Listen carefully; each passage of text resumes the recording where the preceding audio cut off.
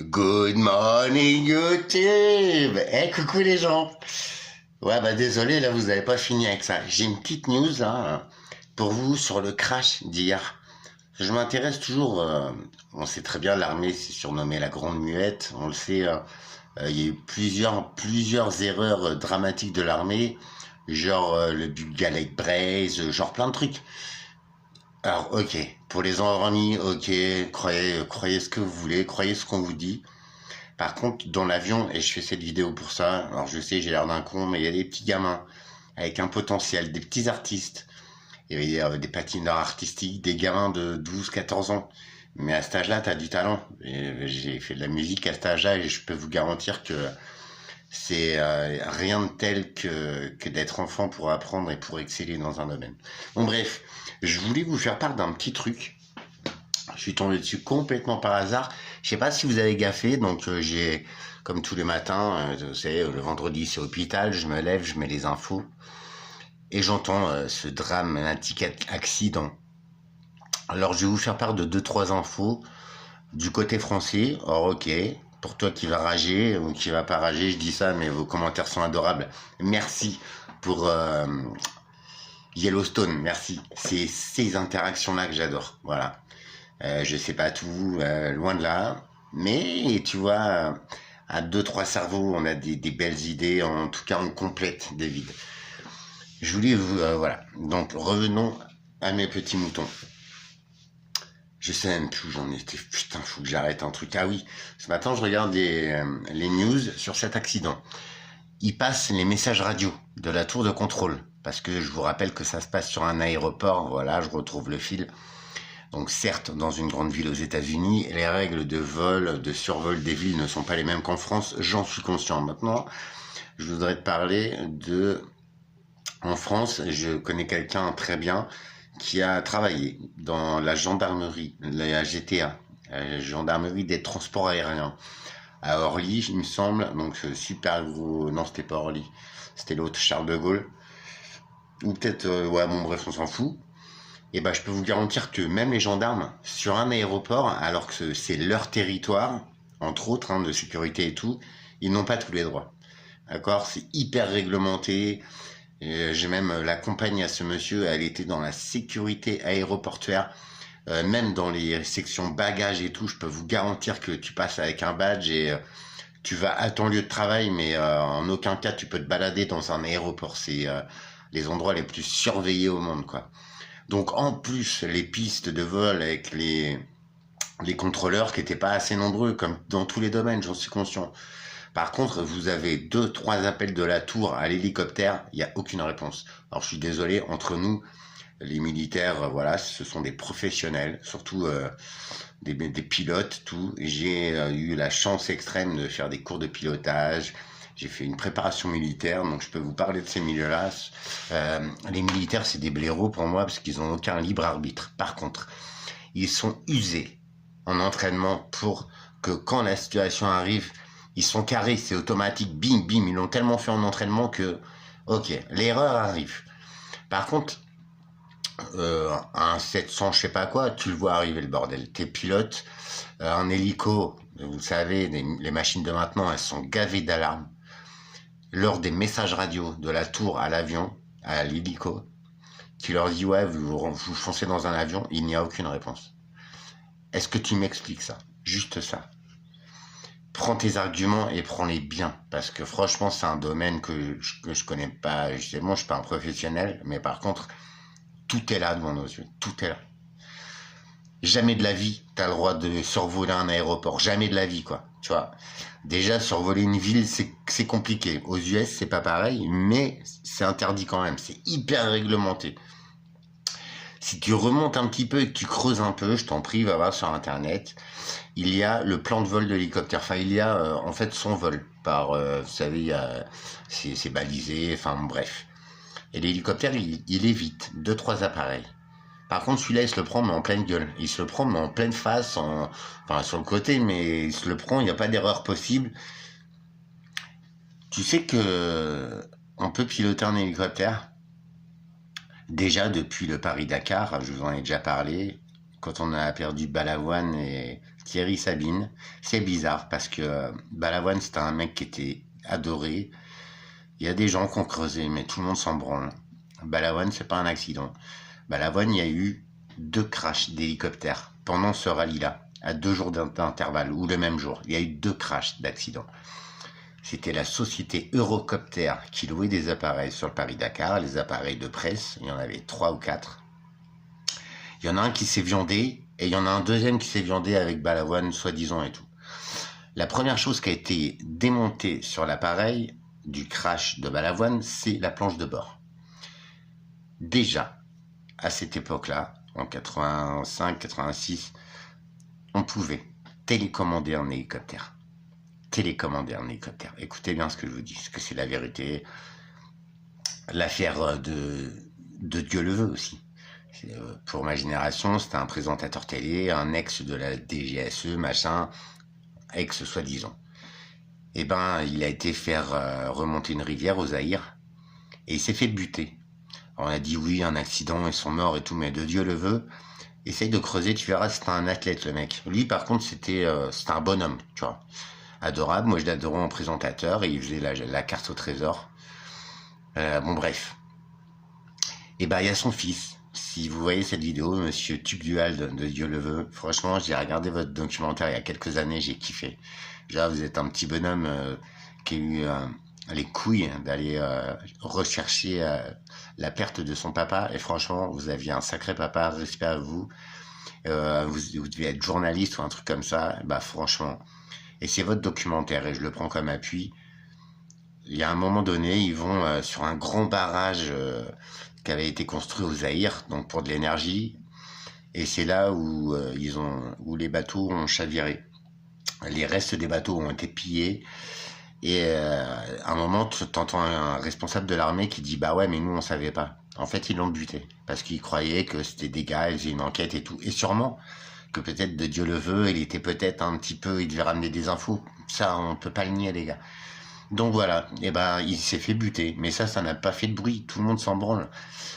Balavoine, c'est pareil. Balavoine, je pensais plus des affaires, c'était comme par hasard, on fait plus le Paris-Dakar en Afrique, déjà, premièrement. Et comme par hasard, c'était l'époque des mallettes d'argent, Mitterrand, tout ça, les armes. Arrête, enfin ça c'est l'histoire, tu vois. La France, ils fabriquent et vendent des armes depuis... tout ça c'est factuel, tout ça c'est des enquêtes, enfin voilà. Donc en plus, les 2 hélicoptères du Paris-Dakar, tout est listé, parce que tu as une immatriculation sur l'empennage de l'hélicoptère. Je t'en prie, va voir les captures, les articles VSD à l'époque, les trucs comme ça, bah tu verras, il y a 2 immatriculations pour le même crash. Explique-moi. Je dis ça, je dis rien, si tu veux. Je suis... non, j'essaie de comprendre, en fait, tu vois. C'est ça le truc. Et tout est là. Enfin, il faut... En vrai, je dirais... Le plus con entre un soi-disant complotiste de ce que les gens taxent et les gens qui disent mais non, bah le plus con, c'est pas celui qu'on pense, c'est pas celui qui porte le nom de complotiste, tu vois, c'est plutôt celui qui cherche pas à réfléchir. On n'est pas tous faits pour ça, mais me dis pas que j'ai tort. Bref, tu veux que je te partage le truc, je crois que t'es pas prêt, parce que si je parle, tu sais, c'est... Ok, on peut croire que je suis perché, mais tu vas voir, tout est... travailler beaucoup en amont, tu vois. Et je te le sors. T'es prêt? Alors peut-être que ouais, l'hélicoptère il n'était pas télécommandé, mais peut-être qu'il était sous IA. Tu vois. Et effectivement, s'il est en pilotage autonome, il ne peut pas répondre à la tour de contrôle sur un espace aérien qui est hyper contrôlé, et les seuls maîtres à bord, c'est la tour de contrôle, je te le donne. Et même un militaire n'a aucune autorité sur un aéroport, qu'il soit keuf, machin, général, mes couilles. C'est l'aéroport. Un keuf, un flic, un militaire n'a aucun droit. Ils sont obligés de tout demander. Non. Alors, prendre un aéroport dans le sens de la largeur, dans le flux aérien, comment te dire? Il y a des connards sur Terre, il y a des bons à rien, il y a des manches à couilles, mais ça c'est impossible. Allez, on y va.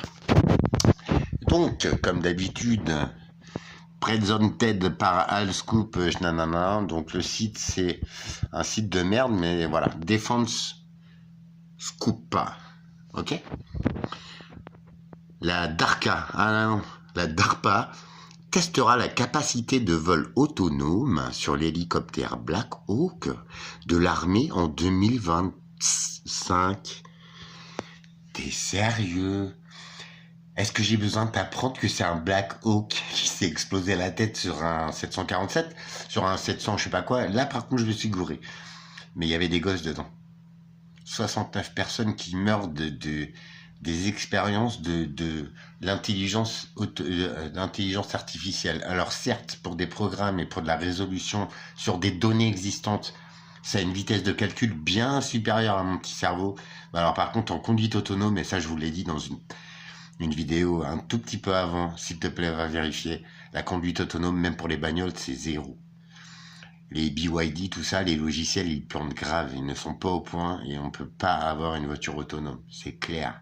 Ils sont à la ramasse. Déjà, moi, mon GPS, et ça a dû t'arriver, il y a des fois, il me fait faire un détour, frère, je fais au moins 10 bornes de détour par les toutes petites routes et tout pour me ramener à un point sur la route, sur l'itinéraire principal. Ou alors, des fois, il plante, il t'envoie dans un champ. Le GPS, on est en 2025, à l'eau, quoi. D'accord? À l'eau. Bref, t'es prêt? Voilà. Donc, ouais, je vais mettre mes lunettes, tu m'en veux pas, j'ai une tête de bite, mais tu me vois pas. Sikorsky, c'est connu ça, frérot. Et je suis pas complotiste, hein, c'est marqué. Tu vois, je te mens pas, c'est marqué. Il y a juste à tapoter avec tes petits doigts, une fois que tu les auras sortis de ton trou de balle, et d'aller chercher un peu, je te jure, tout est là. Ils nous prennent vraiment pour des cons. Et il y a de quoi quand tu vois la masse. Mais bon, je vous le livre, et puis vous en ferez ce que vous voulez. Par contre, tuer des gamins, voilà quoi. On est loin d'y être à l'IA. Hein. Bon, bref. Sikorsky a reçu un contrat pour intégrer son système d'autonomie Matrix. Putain. Ah non, mais sérieux, enfin, après, il faut arrêter de prendre les gens pour des cons. À un UH-60M et effectuer des démonstrations l'année prochaine. Donc, c'était en 2024, l'article. Donc, je te le donne en 1000, on est cette année-là. D'accord. Je te le montre parce qu'autrement tu vas me saouler. 14 octobre 2024. Et là, c'est marqué l'année prochaine. Si je me gourre pas, ça fait 2024 plus 1, je retiens 2, ça fait voilà. C'était sérieux. L'avion MX Block Hawk de DEFCON sera équipé d'un système d'autonomie Matrix. Non mais les gars. En plus, vu les alarmes sur ta ceinture de sécurité, je vais te dire, dans les avions, c'est pas la même. Et je peux te garantir que l'alarme, en fait, quand tu réponds pas à une alarme, c'est le logiciel de pilote automatique qui reprend le contrôle ou qui désactive tes manettes. Je suis désolé, les Boeing, les ce que tu veux, les gros avions, les hélicoptères, tu ne peux plus piloter. Si tu fais une erreur, c'est l'intelligence artificielle qui remonte. Depuis la Germanwings, depuis tout ça. Tu ne peux plus faire défaillir un appareil. Voilà. Bref. La défense, Advanced Reserve Project Agency Defense attribue à Sikorsky un contrat de 6 millions de dollars pour intégrer un système de vol autonome sur l'UH-60M Black Hawk de l'armée afin d'expérimenter des opérations basées sur l'IA, a annoncé lundi la société. La filiale de Lockheed Martin, putain, tous ces noms-là, ils devraient piquer, putain, ajoutera son système d'autonomie Matrix à l'hélicoptère modernisé désigné MX en 2025, permettant au commandement du développement des capacités de combat DEFCON, putain, ça vous rappelle pas quelque chose tout ça les gars, de l'armée de terre de tester et de faire évoluer une gamme de capacités de vol autonome, des opérations de pilote solo au vol entièrement sans pilote selon un communiqué de presse. Les avions autonomes réduiront la charge de travail des pilotes, amélioreront considérablement la sécurité des vols et donneront au commandant de bataille la flexibilité nécessaire pour effectuer des missions complexes dans un espace de combat contesté et encombré, de jour comme de nuit, dans toutes les conditions météo, a déclaré Rich Benton, vice-président et directeur général de Sikorsky, dans un communiqué. Les soldats s'appuieront sur les hélicoptères Black Hawk. Les soldats s'appuieront sur les hélicos dans les années 2070 et la modernisation de l'avion d'aujourd'hui rapportera des dividendes pendant des décennies sur les avions actuels et futurs de l'aviation de l'armée. Donc voilà, on parle de 6 millions de dividendes. Et franchement, tout est là. Alors que l'armée modernise sa flotte d'aviation dans le cadre de son futur portefeuille de transport vertical, Les dirigeants ont tenu à intégrer l'autonomie et l'intelligence artificielle là où ils le pouvaient. Cela comprend l'introduction de nouveaux drones tels que le futur système tactique d'aéronefs sans pilote FTUAS et des effets des lancements plus petits, ainsi que l'examen des moyens par lesquels les plateformes habitées peuvent transporter une capacité de vol autonome. L'autonomie Matrix de Sikorsky est à la base du travail de l'entreprise sur le programme Aircrew Labor in Cockpit Automation System de la DARPA, qui vise à développer un système personnalisable et amovible qui introduit le vol activé par l'IA dans les avions existants tout en réduisant les charges cognitives des pilotes. Dans le cadre du programme, la société fait la démonstration du tout premier vol d'un UH-60A piloté en option Black Hawk sans aucun équipage à bord en 2022, les gars. Donc ça a déjà été fait, quoi. Le MX Black Hawk amélioré sera presque exactement que le Black Hawk UH-60A de Sikorsky. Le nouveau contrat permettra à Defcon d'expérimenter et de faire mûrir des applications de vol autonome et de développer des concepts d'opération autour de l'autonomie évolutive selon la société. L'évaluation comprendra l'évaluation de différentes suites de capteurs pour percevoir et éviter les menaces, les obstacles sur le terrain et développer des normes de spécification de systèmes interfacés avec le système Matrix et un système de commande de vol électrique selon le communiqué de presse. Ben voilà. Et franchement, ça craint. Parce qu'en plus, l'intelligence artificielle, mon con, c'est la DARPA, hein, comme il dit. Ah, ça me dégoûte, putain.